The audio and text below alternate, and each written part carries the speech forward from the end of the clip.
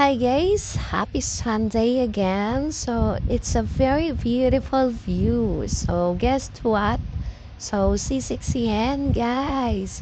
Tagigin guys, we love TLC Park. So ayun nadadaanan namin TLC Park when we are going to SM Bicotan. So now on the road, charot. So ayan na, nasa SM na po. So ayan yung setup ng SM. Ang ganda ng setup, very beautiful, amazing. So, ang favorite na store ko, department store. This is SM store. Charot lang. Guys, ang daming sale dyan. So, ang galing ko talagang chumempo. Every punta ko dyan, may mga sale.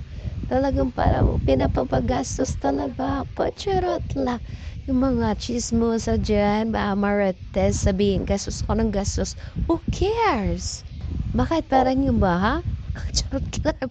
So, guys, it's okay gumastos at least abang wala pa akong ginagatas, kung gusto kong bilhin, bibilhin ko na. Charot lang. So, okay lang gumastos guys, basta may ipon. So, ako naman, it's okay gumastos, basta every sahod ko, may tinatabi naman ako, diba? Diba, guys? Dapat ganyan. Charot lang. So, nagpe-payment na ako at that moment. Charot. So, ayan po, guys. So, it's okay sa akin kung walang manood, walang mag-share, walang mag-like, mag-comment. It's okay. Ito yung paraan ko para iwas stress ko lang to sa buhay, guys. Katutuwaan ko lang to sa buhay. So, ayun guys, naglakad-lakad ako at ang sipag ko talaga maglakad. So, napadaan ako ng EO at our company Christmas coming na.